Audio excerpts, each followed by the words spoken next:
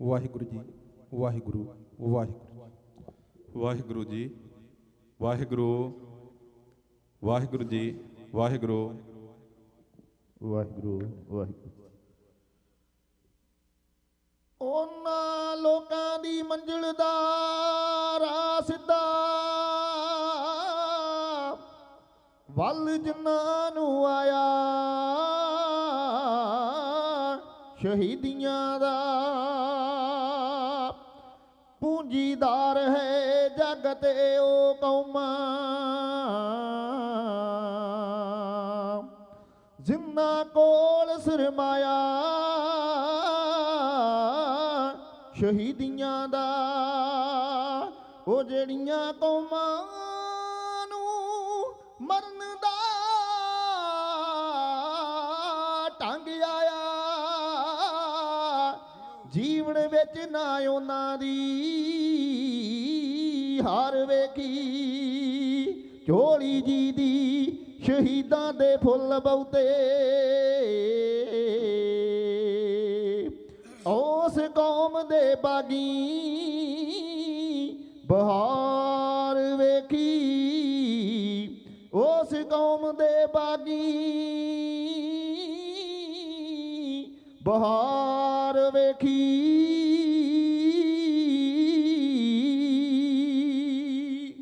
ਸਿੱਖ ਕੌਮ ਦੇ ਹਿੱਸੇ ਆਇਆ ਅਣਖ ਵਾਸਤੇ ਮਰਨਾ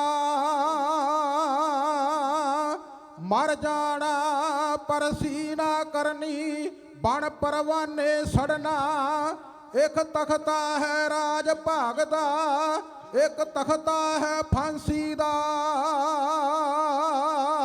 ਇਹਨਾਂ ਤਖਤਾਂ ਵਿੱਚੋਂ ਖਾਲਸੇ ਜਾਂ ਬਹਿਣਾ ਜਾਂ ਚੜਨਾ। ਇਤਿਹਾਸ ਖਾਲਸੇ ਦਾ ਨਹੀਂ ਕੋਈ ਕਲਪਤ ਕਰੀ ਕਹਾਣੀ ਸਿੱਖੀ ਨੇ ਜਨਮ ਲਿਆ ਤਿੱਖੀ ਤਾਰ ਕੰਡੇ ਦੀ ਥਾਣੀ ਸਿੱਖੀ ਨੇ ਜਨਮ ਲਿਆ ਤਿੱਖੀ ਤਾਰ ਕੰਡੇ ਦੀ ਥਾਣੀ। ਹਨੂਮਾਨ ਖਾਲਸੇ ਦਾ ਕਈ ਚਮਕੌਰ ਵਰਗੀਆਂ ਗੜੀਆਂ ਸਿੱਖਾਂ ਨੇ ਸਿਦਕ ਦੀਆਂ ਲਿਖੀਆਂ ਨਾਲ ਖੂਨ ਦੇ ਲੜੀਆਂ ਸਿੱਖਾਂ ਨੇ ਸਿਦਕ ਦੀਆਂ ਲਿਖੀਆਂ ਨਾਲ ਖੂਨ ਦੇ ਲੜੀਆਂ। ਇਤਿਹਾਸ ਖਾਲਸੇ ਦਾ ਨਹੀਂ ਕੋਈ ਕਲਪਤ ਕਰੀ ਕਹਾਣੀ ਸਿੱਖੀ ਨੇ ਜਨਮ ਲਿਆ ਤਿੱਖੀ ਤਾਰ ਕੰਡੇ ਦੀ ਤਾਣੀ ਸਿੱਖੀ ਨੇ ਜਨਮ ਲਿਆ ਤਿੱਖੀ ਤਾਰ ਕੰਡੇ ਦੀ ਥਾਣੀ। ਹਨੂਮਾਨ ਖਾਲਸੇ ਦਾ ਕਈ ਚਮਕੌਰ ਵਰਗੀਆਂ ਗੜੀਆਂ ਸਿੱਖਾਂ ਨੇ ਸਿਦਕ ਦੀਆਂ ਲਿਖੀਆਂ ਨਾਲ ਖੂਨ ਦੇ ਲੜੀਆਂ ਸਿੱਖਾਂ ਨੇ ਸਿਦਕ ਦੀਆਂ ਲਿਖੀਆਂ ਨਾਲ ਖੂਨ ਦੇ ਲੜੀਆਂ। ਤਵੀਆਂ ਤੋਂ ਦੱਸਣ ਕੀ ਉਬਲਦੀਆਂ ਦੇਗਾਂ ਸਿਰ ਵੱਟ ਜਲਾਦਾਂ ਨੇ ਕਿੰਨੀਆਂ ਖੁੰਡੀਆਂ ਕਰ ਲਈਆਂ ਦੇਗਾਂ ਸਿਰ ਵੱਟ ਜਲਾਦਾਂ ਨੇ ਕਿੰਨੀਆਂ ਖੁੰਡੀਆਂ ਕਰ ਲਈਆਂ ਦੇਗਾਂ।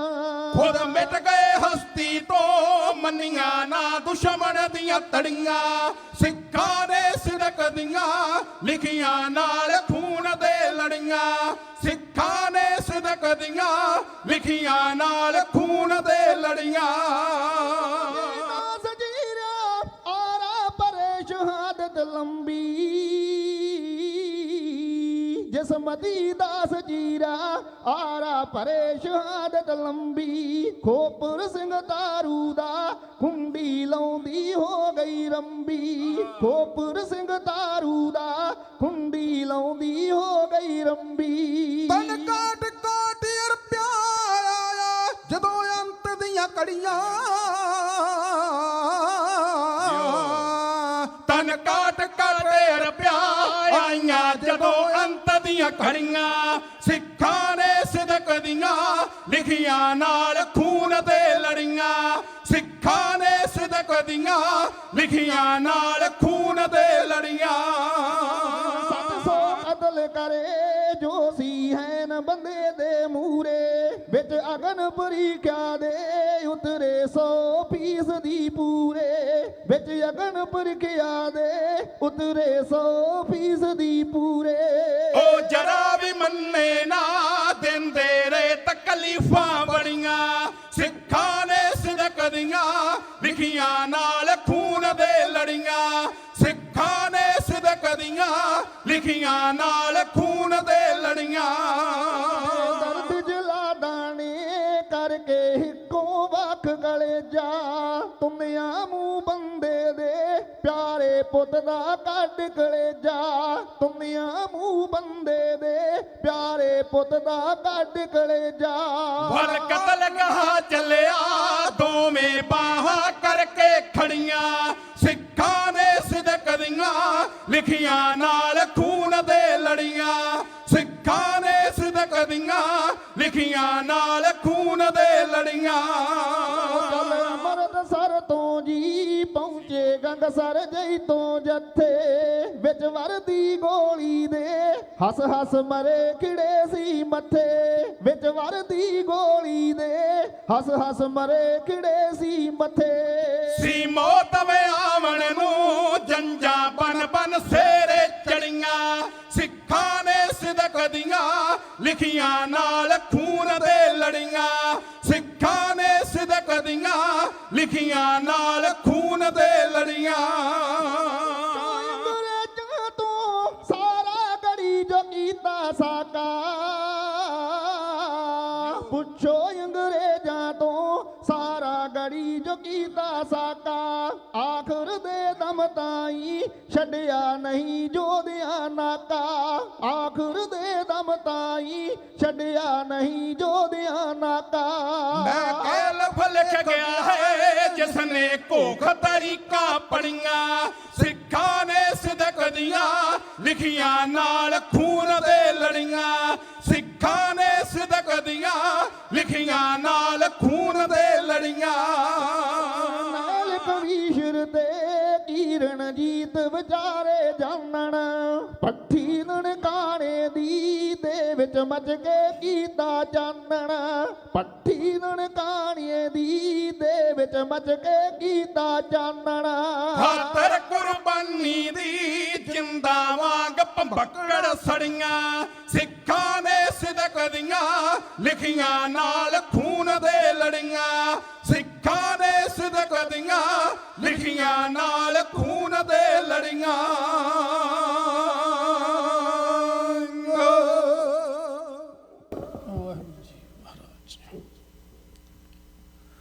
ਪਤਿਤ ਪਾਵਨ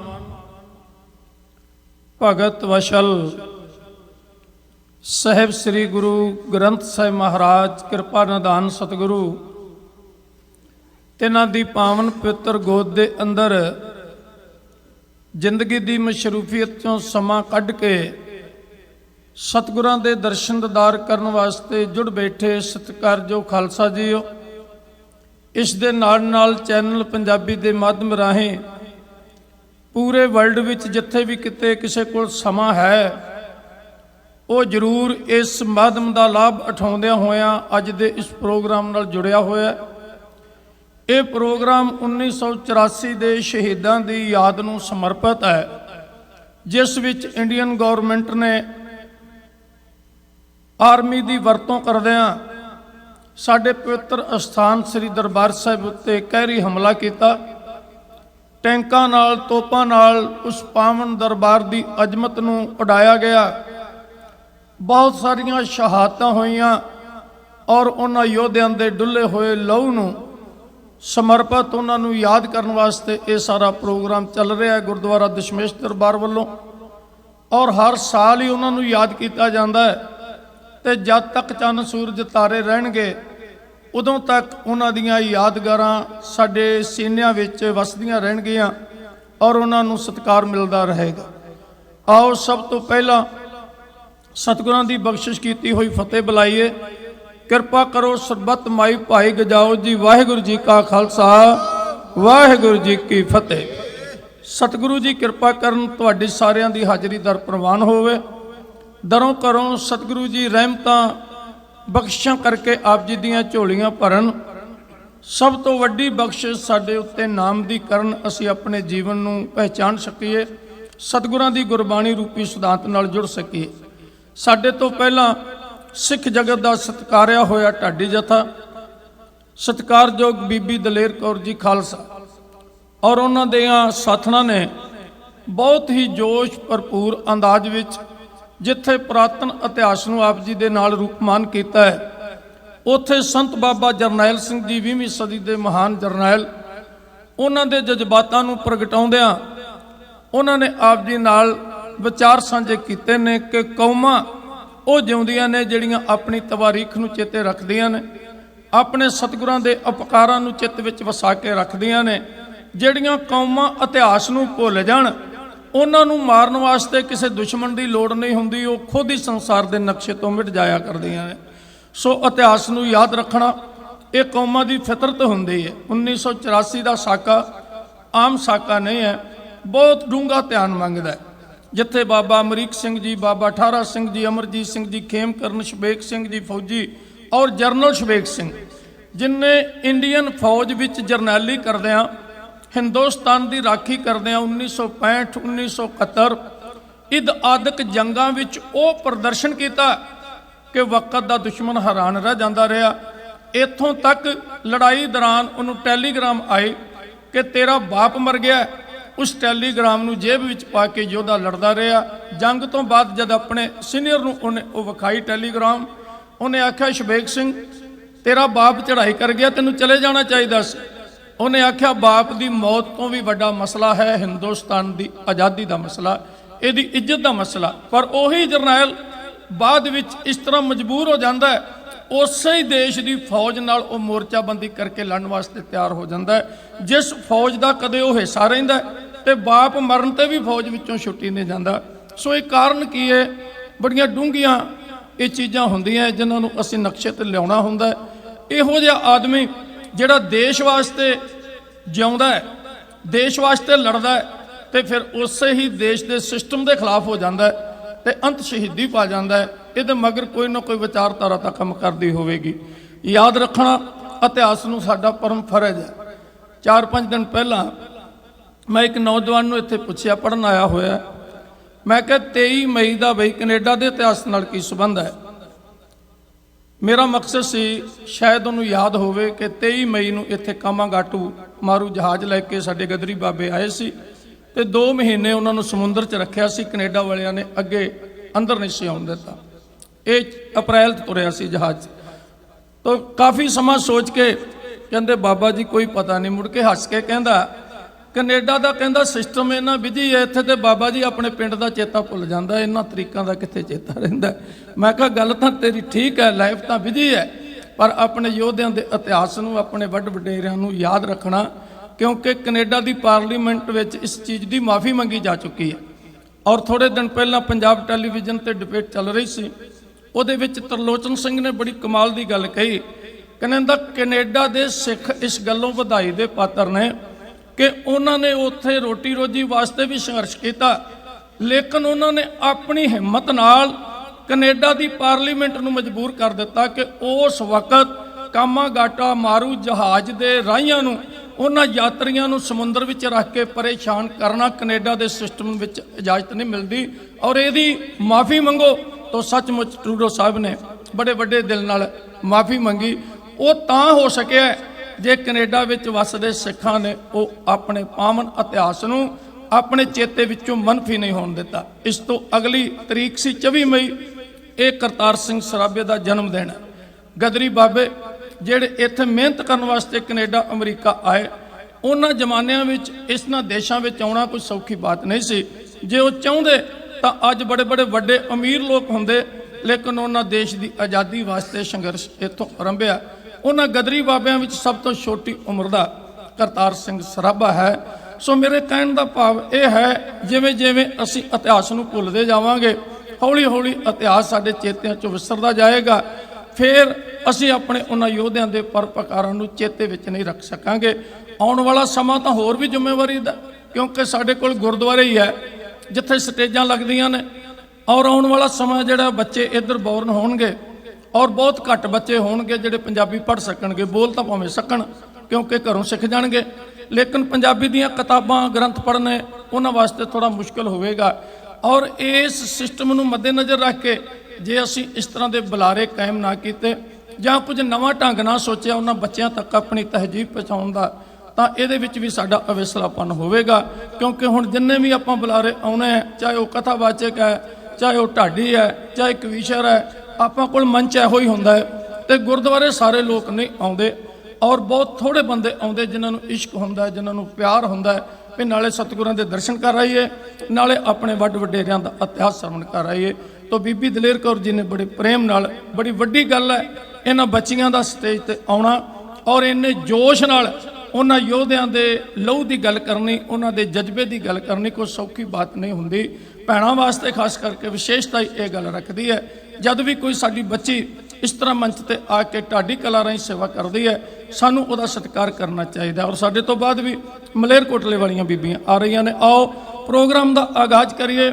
ਮੈਂ ਤੁਹਾਨੂੰ 47 ਤੇ ਲੈ ਕੇ ਜਾਣਾ ਵੀ ਕਿੱਥੋਂ ਇਹ ਸਾਰਾ ਸਿਸਟਮ ਤੁਰਦਾ ਹੈ। 84 ਕੇਵਲ 72 ਘੰਟਿਆਂ ਦਾ ਉਹ ਸਾਰਾ ਸਾਕਾ ਹੈ। 72 ਘੰਟਿਆਂ ਵਾਸਤੇ ਸਾਨੂੰ ਪਿੱਛੇ 50 ਸਾਲ ਜਾਣਾ ਪਵੇਗਾ, ਫਿਰ ਪਤਾ ਲੱਗੇਗਾ ਵੀ ਘਟਨਾਵਾਂ ਕਿਵੇਂ ਘਟਦੀਆਂ ਗਈਆਂ, ਕਿਵੇਂ ਪੀੜਾਂ ਇਕੱਠੀਆਂ ਹੁੰਦੀਆਂ ਗਈਆਂ ਤੇ ਆਖਰ ਇੱਕ ਜ਼ਖਮ ਬਣ ਗਿਆ ਤੇ ਸੰਤ ਬਾਬਾ ਜਰਨੈਲ ਸਿੰਘ ਤੱਕ ਉਹ ਪੀੜਾਂ ਕਿਵੇਂ ਇੱਕ ਮੰਚ ਤੇ ਇਕੱਠੀਆਂ ਹੋਈਆਂ। ਪਰ ਇਸ ਵਾਸਤੇ ਸਾਨੂੰ ਸਾਰਾ ਪਿਛੋਕੜ ਲੱਭਣਾ ਪਵੇਗਾ ਕਿ ਆਖਰ ਇੰਨਾ ਵੱਡਾ ਸਾਕਾ ਕਿਉਂ ਵਾਪਰ ਗਿਆ, ਜਦ ਕਿ 1762 ਤੋਂ ਬਾਅਦ 222 ਸਾਲ ਬਣ ਜਾਂਦੇ ਆ। ਪਹਿਲਾਂ ਅਬਦਾਲੀ ਨੇ ਅਟੈਕ ਕੀਤਾ ਸੀ, ਉਸ ਤੋਂ ਬਾਅਦ ਲਗਭਗ 222 ਸਾਲ ਬਾਅਦ ਇਹ ਅਟੈਕ ਬਣਦਾ ਹੈ ਜਿਹੜਾ ਸਾਡੇ ਦੇਸ਼ ਦੀ ਸਰਕਾਰ ਨੇ ਕੀਤਾ।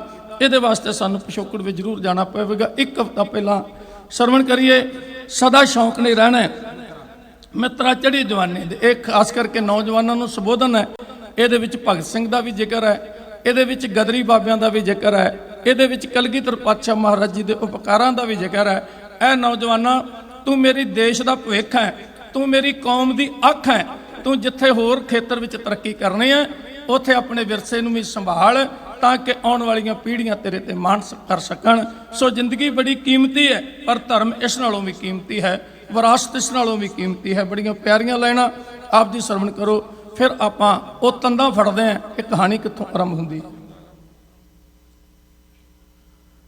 4 ਦਿਨਾਂ ਦਾ ਮੇਲਾ ਕਾਤੋਂ ਭੁੱਲਿਆ ਫਿਰਦਾ ਏ, ਹੁਸਨ ਜਵਾਨੀ ਅੰਦਰ ਰੱਬ ਨੂੰ ਭੁੱਲਿਆ ਫਿਰਦਾ ਏ, ਹੁਸਨ ਜਵਾਨੀ ਅੰਦਰ ਰੱਬ ਨੂੰ ਭੁੱਲਿਆ ਫਿਰਦਾ ਏ। ਉਹ ਢਲ ਜਾਵਣਗੇ ਨਖਰੇ ਕਦੇ ਨੇ ਅੱਖ ਮਸਤਾਨੀ ਦੇ, ਸਦਾ ਸ਼ੌਂਕ ਨਹੀਂ ਰਹਿਣੇ ਮਿੱਤਰਾ ਚੜੀ ਜਵਾਨੀ ਦੇ, ਸਦਾ ਸ਼ੌਂਕ ਨਹੀਂ ਰਹਿਣੇ ਮਿੱਤਰਾ ਚੜੀ ਜਵਾਨੀ ਦੇ। ਕਾਤੋਂ ਭੁੱਲਿਆ ਫਿਰਦਾ ਏ, ਹੁਸਨ ਜਵਾਨੀ ਅੰਦਰ ਰੱਬ ਨੂੰ ਭੁੱਲਿਆ ਫਿਰਦਾ ਏ, ਹੁਸਨ ਜਵਾਨੀ ਅੰਦਰ ਰੱਬ ਨੂੰ ਭੁੱਲਿਆ ਫਿਰਦਾ ਏ। ਹੋ ਢਲ ਜਾਵਣਗੇ ਨਖਰੇ ਇੱਕ ਦਿਨ ਅੱਖ ਮਸਤਾਨੀ ਦੇ, ਸਦਾ ਸ਼ੌਂਕ ਨਹੀਂ ਰਹਿਣੇ ਮਿੱਤਰਾ ਚੜੀ ਜਵਾਨੀ ਦੇ, ਸਦਾ ਸ਼ੌਂਕ ਨਹੀਂ ਰਹਿਣੇ ਮਿੱਤਰਾ ਚੜੀ ਜਵਾਨੀ ਦੇ। ਚੜੀ ਜਵਾਨੀ ਕਦਰਾਂ ਬਦਲ ਗਈਆਂ, ਟੇਢੀ ਅੱਖ ਨਾਲ ਝਾਕੇ ਤੇ ਹੁਣ ਨਜ਼ਰਾਂ ਬਦਲ ਗਈਆਂ, ਟੇਢੀ ਅੱਖ ਨਾਲ ਝਾਕੇ ਤੇ ਹੁਣ ਨਜ਼ਰਾਂ ਬਦਲ ਗਈਆਂ। ਹੋ ਤੂੰ ਕੀ ਜਾਣੇ ਜ਼ਖਮ ਬੁਰੇ ਅੱਖੀਆਂ ਦੀ ਕਾਨੀ ਦੇ, ਸਦਾ ਸ਼ੌਂਕ ਨਹੀਂ ਰਹਿਣੇ ਮਿੱਤਰਾ ਚੜੀ ਜਵਾਨੀ ਦੇ, ਸਦਾ ਸ਼ੌਂਕ ਨਹੀਂ ਰਹਿਣੇ ਮਿੱਤਰਾ ਚੜੀ ਜਵਾਨੀ ਦੇ। ਜਿਗਰਾ ਲੰਘਦਾ ਏ ਨਿਤ ਬੁੱਢਿਆਂ ਠੇਰਿਆਂ ਨੂੰ, ਆਪਣੀ ਅਕਲ ਤੋਂ ਛੋਟਾ ਸਮਝੇ ਕੁੱਲ ਵਡੇਰਿਆਂ ਨੂੰ, ਆਪਣੀ ਅਕਲ ਤੋਂ ਛੋਟਾ ਸਮਝੇ ਕੁੱਲ ਵਡੇਰਿਆਂ ਨੂੰ। ਉਹ ਸਭ ਨੂੰ ਸਮਝੇ ਮੂਰਖ ਚੜਿਆ ਢਾਕ ਸ਼ੈਤਾਨੀ ਦੇ,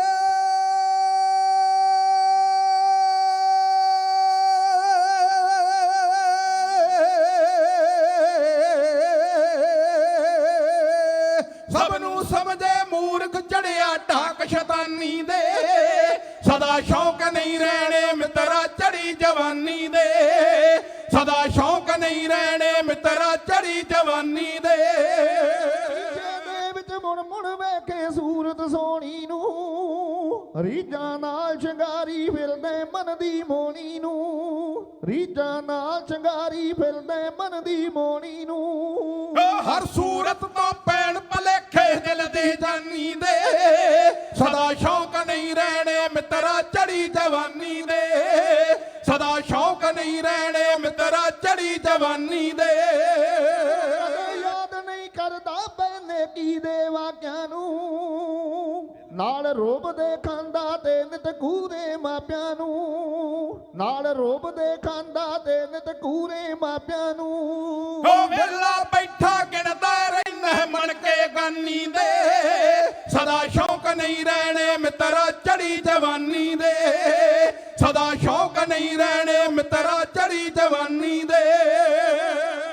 ਬਣ ਕੇ ਚੜਿਆ ਮੇਲੇ ਗੱਲਾਂ ਰੜਕ ਪਈਆਂ, ਗੱਲ ਮਾਮੂਲੀ ਜਲ ਨਾ ਹੋਈ ਡਾਂਗਾ ਖੜਕ ਪਈਆਂ, ਗੱਲ ਮਾਮੂਲੀ ਜਲ ਨਾ ਹੋਈ ਡਾਂਗਾ ਖੜਕ ਪਈਆਂ।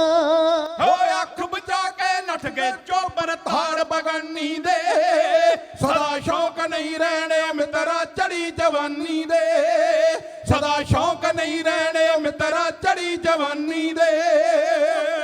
ਵਰਗੇ ਲੱਖਾਂ ਇਸ ਦੁਨੀਆ ਤੇ ਆ ਗਏ ਨੇ, ਸ਼ਾਹ ਸਿਕੰਦਰ ਵਰਗੇ ਕਬਰੀ ਮੁਖ ਛਪਾ ਗਏ ਨੇ, ਸ਼ਾਹ ਸਿਕੰਦਰ ਵਰਗੇ ਕਬਰੀ ਮੁਖ ਛਪਾ ਗਏ ਨੇ। ਓ ਖਾਲੀ ਹੱਥੀ ਤੁਰ ਗਏ ਟੁੱਟ ਗਏ ਮਾਣ ਗਮਾਨੀ ਦੇ, ਸਦਾ ਸ਼ੌਕ ਨਹੀਂ ਰਹਿਣੇ ਮਿੱਤਰਾ ਚੜੀ ਜਵਾਨੀ ਦੇ, ਸਦਾ ਸ਼ੌਕ ਨਹੀਂ ਰਹਿਣੇ ਮਿੱਤਰਾ ਚੜੀ ਜਵਾਨੀ ਦੇ। ਦੁਪਹਿਰ ਜਵਾਨੀ ਦੀ ਏ ਆਖਰ ਟਲ ਜਾਊਗੀ, ਰੀਝਾਂ ਨਾਲ ਸ਼ਿੰਗਾਰੀ ਸੂਰਤ ਕਬਰੀ ਰੁਲ ਜਾਊਗੀ, ਰੀਝਾਂ ਨਾਲ ਸ਼ਿੰਗਾਰੀ ਸੂਰਤ ਕਬਰੀ ਰੁਲ ਜਾਊਗੀ। ਓ ਮਿਟ ਜਾਵਣਗੇ ਨਕਸ਼ੇ ਜਗ ਤੋਂ ਮੂਲ ਨਿਸ਼ਾਨੀ ਦੇ, ਸਦਾ ਸ਼ੌਕ ਨਹੀਂ ਰਹਿਣੇ ਮਿੱਤਰਾ ਚੜੀ ਜਵਾਨੀ ਦੇ, ਸਦਾ ਸ਼ੌਕ ਨਹੀਂ ਰਹਿਣੇ ਮਿੱਤਰਾ ਚੜੀ ਜਵਾਨੀ ਦੇ। ਖਾਤਰ ਦਸਵੇਂ ਗੁਰ ਨੇ ਸਭ ਕੁਝ ਵਾਰ ਦਿੱਤਾ, ਨਿੱਕੀਆਂ ਨਿੱਕੀਆਂ ਜਿੰਦਾਂ ਦੇ ਸਿਰ ਮੈਲ ਉਸਾਰ ਦਿੱਤਾ, ਨਿੱਕੀਆਂ ਨਿੱਕੀਆਂ ਜਿੰਦਾਂ ਦੇ ਸਿਰ ਮੈਲ ਉਸਾਰ ਦਿੱਤਾ। ਓ ਪੜ ਵੇਖੀ ਇਤਿਹਾਸ ਕਿਤੇ ਪੁੱਤਰਾਂ ਦੇ ਦਾਨੀ ਦੇ,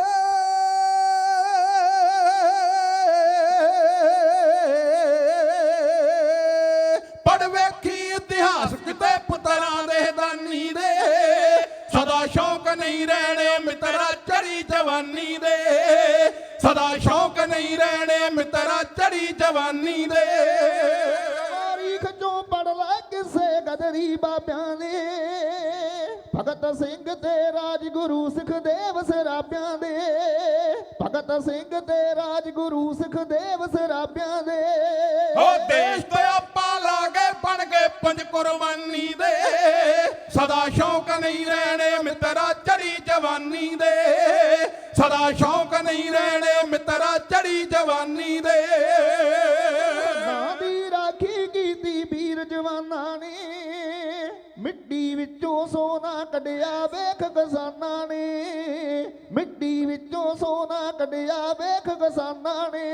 ਓ ਸੈਂਸਰ ਪੈਰ ਟਕਾ ਲੈ ਉੱਤੇ ਚੰਨੇ ਸਮਾਨੀ ਦੇ, ਸਦਾ ਸ਼ੌਕ ਨਹੀਂ ਰਹਿਣੇ ਮਿੱਤਰਾ ਚੜੀ ਜਵਾਨੀ ਦੇ, ਸਦਾ ਸ਼ੌਕ ਨਹੀਂ ਰਹਿਣੇ ਮਿੱਤਰਾ ਚੜੀ ਜਵਾਨੀ ਦੇ।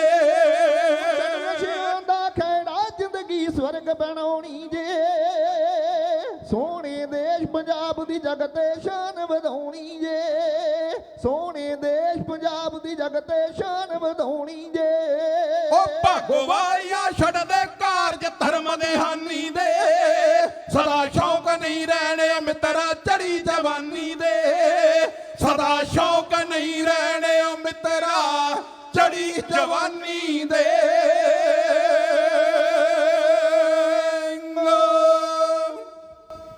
ਆਓ ਹੁਣ ਵੇਖੀਏ ਖਾਲਸਾ ਜੀ ਆਪਣਾ ਘਰ ਕਿਉਂ ਨਹੀਂ ਬਣਿਆ।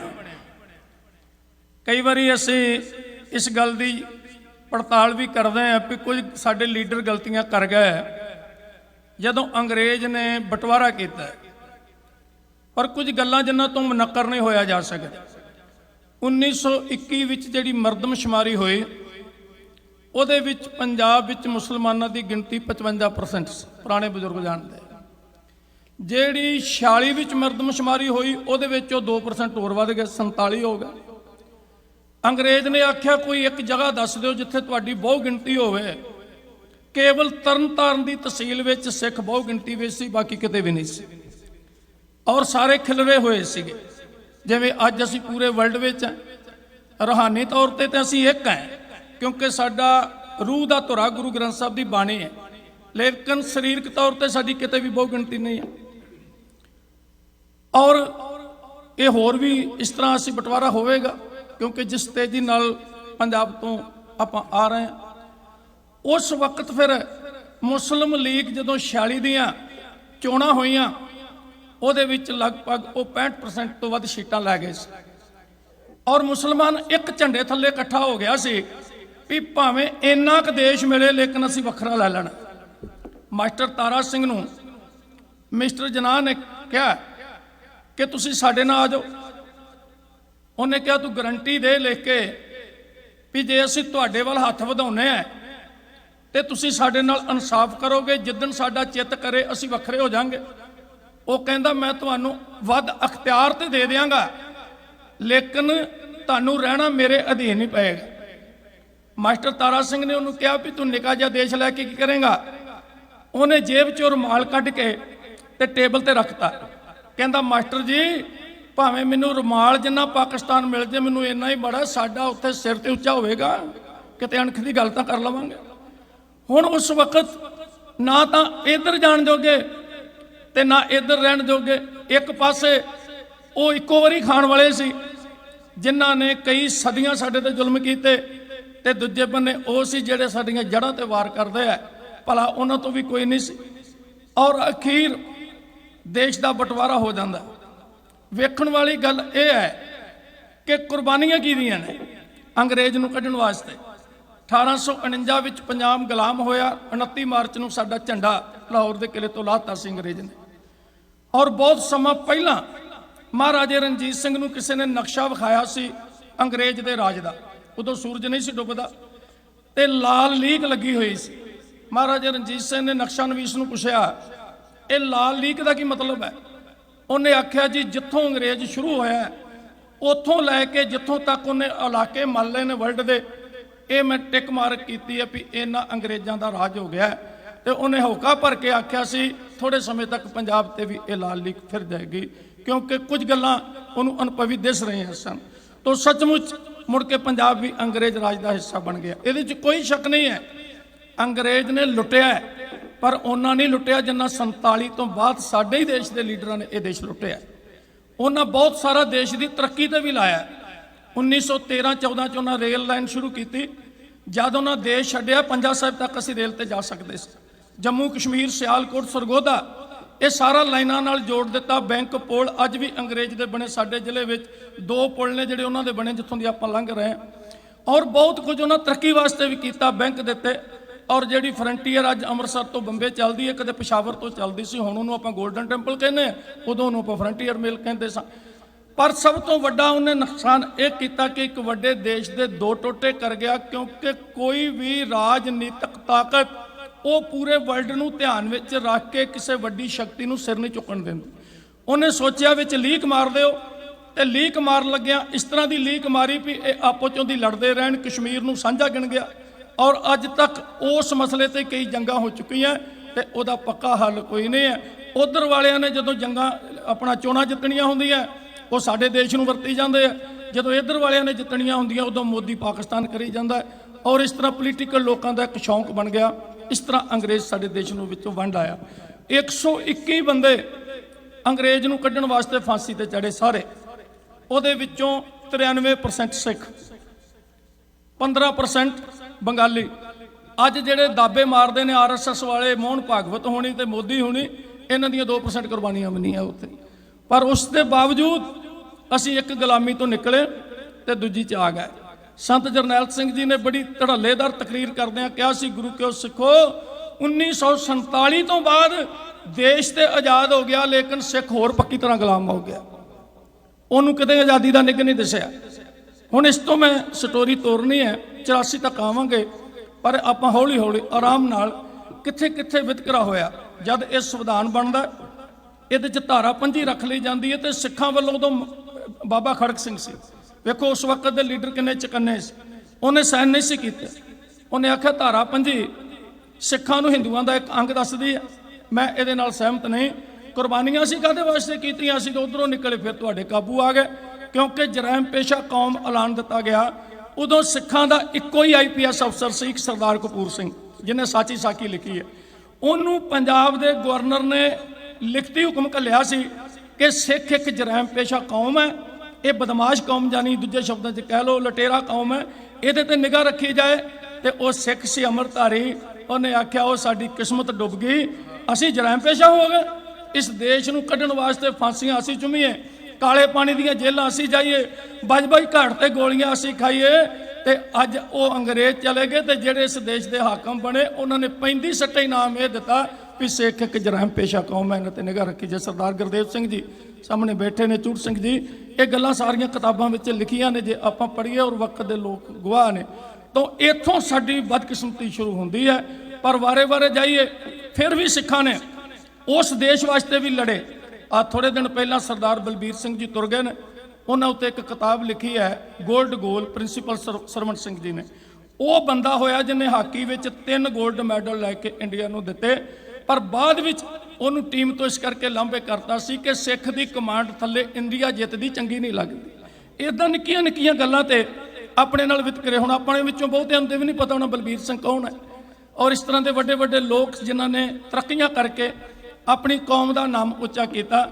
ਉਹਨੂੰ ਕਿਸੇ ਨੇ ਕਿਹਾ ਸੀ ਕਿ ਤੈਨੂੰ ਭਾਰਤ ਰਤਨ ਮਿਲ ਸਕਦਾ ਹੈ ਜੇ ਤੂੰ ਥੋੜਾ ਜਿਹਾ ਝੁਕ ਜਾਏ। ਉਹ ਕਹਿੰਦਾ ਮੇਰੇ ਸਿਰ ਉੱਤੇ ਗੁਰੂ ਗੋਬਿੰਦ ਸਿੰਘ ਜੀ ਦੀ ਪੱਗ ਹੈ, ਇਸ ਪੱਗ ਤੋਂ ਹਜ਼ਾਰਾਂ ਭਾਰਤ ਰਤਨ ਵਾਰੇ ਜਾ ਸਕਦੇ ਆ, ਲੇਕਿਨ ਮੈਂ ਕਿਸੇ ਅੱਗੇ ਝੁਕਣ ਨੂੰ ਤਿਆਰ ਨਹੀਂ। ਇਹੀ ਕਾਰਨ ਹੈ ਗਲਜਾਰੀ ਲਾਲ ਨੰਦਾ, ਜਿਨਨੇ ਹਿਮਾਚਲ ਤੇ ਹਰਿਆਣਾ ਵੱਖ ਕਰਾਉਣ ਵਿੱਚ ਆਪਣਾ ਯੋਗਦਾਨ ਪਾਇਆ ਸੀ, ਉਹਨੂੰ ਭਾਰਤ ਰਤਨ ਦੇ ਦਿੱਤਾ, ਲੇਕਿਨ ਬਲਬੀਰ ਸਿੰਘ ਨੂੰ ਨਹੀਂ ਦਿੱਤਾ। ਸ਼ਵੇਕ ਸਿੰਘ ਕਿਉਂ ਲੜਿਆ ਹੈ ਉਸ ਸਿਸਟਮ ਦੇ ਖਿਲਾਫ?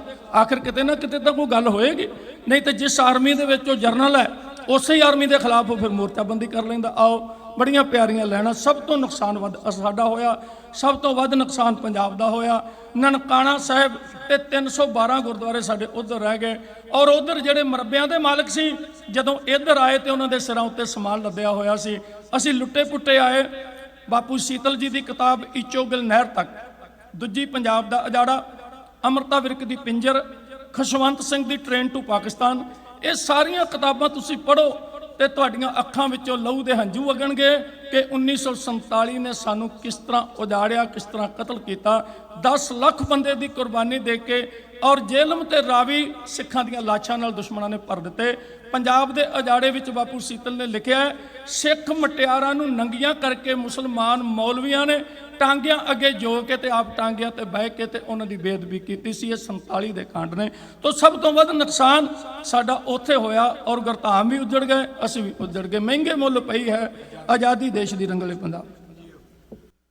ਸੰਨ 47 ਹਿੰਦ ਬਾਗ ਜਾਂ ਬਣੀ ਵੰਡਿਆ ਇਲਾਕਾ ਸੀ, ਜੁੱਲਿਆ ਜਿਮੀ ਤੇ ਖੂਨ ਸੈਂਕੜੇ ਬਣੀ ਦਿਲ ਚੀਰੇ ਸਾਕਾ ਜੀ। ਲੀਡਰਾਂ ਨੇ ਅੱਗ ਬਾਲ ਕੇ ਕਲੇਸ਼ ਦੀ ਸਾੜਿਆ ਗਲਾ ਬਨੋ, ਮਹਿੰਗੇ ਮੁੱਲ ਪਈ ਹੈ ਆਜ਼ਾਦੀ ਦੇਸ਼ ਦੀ ਰੰਗਲੇ ਪੰਜਾਬ ਨੂੰ। ਵੰਡ ਤੇ ਲਕੀਰਾਂ ਗੋਰ ਧਾਮ ਸਿੱਖੀ ਦੇ ਪੰਜਾਂ ਨਨਕਾਣਾ ਜੀ, ਅੱਖੀਆਂ ਤੋਂ ਓਲੇ ਨੇ ਮੁਕਾਮ ਸਿੱਖੀ ਦੇ ਮਾਲਕ ਦਾ ਪਾਣਾ ਜੀ। ਉੱਠੀ ਜਿੱਥੋਂ ਗੂੰਜ ਰੱਬੀ ਆਪਾਂ ਦੇਸ਼ ਦੀ ਸੰਗ ਲਹਿਰ ਬਾਬ ਨੂੰ, ਮਹਿੰਗੇ ਮੁੱਲ ਪਈ ਹੈ ਆਜ਼ਾਦੀ ਦੇਸ਼ ਦੀ ਰੰਗਲੇ ਪੰਜਾਬ ਨੂੰ। ਕੰਬਲਾ ਕੇ ਸਾਜੀ ਉੱਡ ਗਈ ਸਮਾਜ ਦੀ, ਵੰਡੀਆਂ ਸੀ ਪੈ ਗਈਆਂ, ਉੱਜੜੀ ਨਿਸ਼ਾਨੀ ਖਾਲਸੇ ਦੇ ਰਾਜ ਦੀ, ਬਸ ਜਾਨਾਂ ਰਹਿ ਗਈਆਂ। ਹੋਣਗੇ ਦਿਦਾਰ ਤਾਂਗ ਹੈ ਹਮੇਸ਼ ਦੀ, ਵੇਖਿਆ ਮਤਾਬ ਨੂੰ, ਮਹਿੰਗੇ ਮੁੱਲ ਪਈ ਹੈ ਆਜ਼ਾਦੀ ਦੇਸ਼ ਦੀ ਰੰਗਲੇ ਪੰਜਾਬ ਨੂੰ। ਰੋਟੀ ਦੇ ਮਥਾਜ ਹੋ ਕੇ ਲੋਕ ਰੋਣ ਲਗੇ, ਮਾਲਕ ਜਗੀਰਾਂ ਦੇ, ਉਹ ਮਾਲਕ ਜਗੀਰਾਂ ਦੇ। ਮੌਤ ਦੇ ਝਖੜ ਹਾਸਿਆਂ ਤੇ ਝੁੱਲ ਗਏ ਪਾਣੇ ਤੇ ਕਦੀਰਾਂ ਦੇ। ਉਹ ਗੁੰਡਿਆਂ ਨੇ ਰੋਲੀ ਪੱਤ ਦਰਵੇਸ਼ ਦੀ,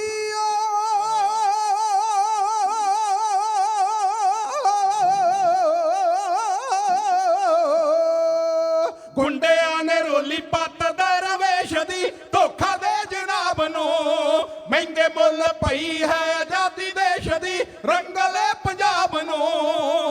ਖੂਨ ਜੀਤੇ ਚਿੱਟੇ ਸਾਡੀਆਂ ਭਰਾਵਾਂ ਦੇ ਬੰਦੇ ਨੀਤੀਵਾਨਾਂ ਨੇ ਖੋਲੀਆਂ ਜਵਾਨ ਦੀਆਂ ਹੱਥੋਂ ਮਾਵਾਂ ਦੇ ਪਿੰਡ ਦੇ ਜਵਾਨਾਂ ਨੇ ਕੀਤੀ ਪਰਵਾਨਾ ਬਾਲੜੀ ਵਾਰੇ ਸਦੀ ਲੁੱਟਿਆ ਸ਼ਬਾਬ ਨੂੰ। ਮਹਿੰਗੇ ਮੁੱਲ ਪਈ ਹੈ ਆਜ਼ਾਦੀ ਦੇਸ਼ ਦੀ ਰੰਗਲੇ ਪੰਜਾਬ ਨੂੰ। ਗੋਰੇ ਦੀਆਂ ਨੀਤਾਂ ਮਾਰੀਆਂ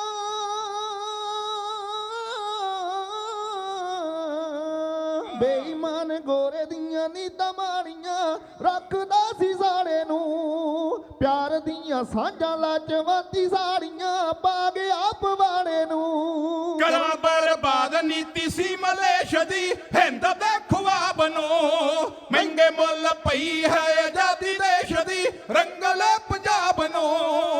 100 ਦੇ ਵਿੱਚੋਂ 80 ਸੂਰਮੇ ਪੰਜਾਬੀ ਸੀ ਜਿਹੜੇ ਫਾਂਸੀ ਤੇ ਚੜੇ 10ਵੇਂ ਗੁਰਾਂ ਦੇ ਜੋਧੇ ਇਨਕਲਾਬੀ ਸੀ ਲੱਖਾਂ ਜੇਲਾਂ 'ਚ ਸੜੇ।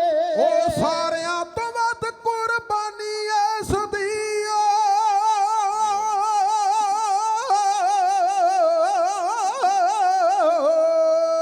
ਸਾਰਿਆਂ ਤੋਂ ਵੱਧ ਕੁਰਬਾਨੀ ਇਸ ਦੀ ਕੀਤਾ ਜਾ ਹਿਸਾਬ ਨੂੰ ਉਹ ਕੀਤਾ ਜਾ ਹਿਸਾਬ ਨੂੰ।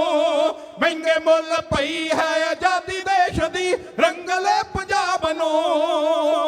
ਨਹਿਰੂ ਦੀਆਂ ਲਾਰਿਆਂ ਤੇ ਰੱਖਿਆ ਸਜੀ ਛੱਡ ਰਾਜ ਨਿਕਲੇ ਤੋੜਿਆ ਭਲਾਂ 'ਚ ਉਹਨਾਂ ਵਿਸ਼ਵਾਸ ਜੀ ਧੋਖੇਬਾਜ਼ ਨਿਕਲੇ। ਸਿੱਖਾਂ ਨੂੰ ਆਬਾਦੀ ਦੇ ਜਰੇ ਪੇਸ਼ ਦੀ ਆਖਦੇ ਨਵਾਬ ਨੂੰ। ਮਹਿੰਗੇ ਮੁੱਲ ਪਈ ਹੈ ਆਜ਼ਾਦੀ ਦੇਸ਼ ਦੀ ਰੰਗਲੇ ਪੰਜਾਬ ਨੂੰ। ਵਸਦਾ ਪੰਜਾਬ ਗਿਆ ਸੂਲੀ ਝਾੜਿਆ ਹਿੰਦ ਦੇ ਬਚਾਉਣ ਨੂੰ ਰੰਗਲਾ ਪੰਜਾਬ ਰੱਜ ਕੇ ਉਜਾੜਿਆ ਆਜ਼ਾਦੀ ਦੇ ਲਿਆਉਣ ਨੂੰ। ਹਿੰਦ ਦੇ ਅਧੀਨ ਕੌਮ ਦਸ਼ਮੇਸ਼ ਦੀ ਝੂਰ ਦੀ ਚਨਾਬ ਨੂੰ। ਮਹਿੰਗੇ ਮੁੱਲ ਪਈ ਹੈ ਆਜ਼ਾਦੀ ਦੇਸ਼ ਦੀ ਰੰਗਲੇ ਪੰਜਾਬ ਨੂੰ। ਦਿੱਲੀ ਵਾਲੇ ਜਦੋਂ ਖੁਸ਼ੀ 'ਚ ਮਨਾਉਂਦੇ ਆ ਜਸ਼ਨ ਆਜ਼ਾਦੀ ਦੇ ਪਾੜ ਜਾਂਦੀ ਹਿੱਕ ਸਾਨੂੰ ਯਾਦ ਆਉਂਦੇ ਆ ਕਿਸੇ ਬਰਬਾਦੀ ਦੇ। ਦੁੱਖਾਂ ਭਰੀ ਜੋਗਾ ਸਿਆ ਕਹਾਣੀ ਇਸ ਦੀ ਥੱਪ ਦੇ ਕਿਤਾਬ ਨੂੰ ਉਹ ਥੱਪ ਦੇ ਕਿਤਾਬ ਨੂੰ। ਮਹਿੰਗੇ ਮੁੱਲ ਪਈ ਹੈ ਆਜ਼ਾਦੀ ਦੇਸ਼ ਦੀ ਰੰਗਲੇ ਪੰਜਾਬ ਨੂੰ।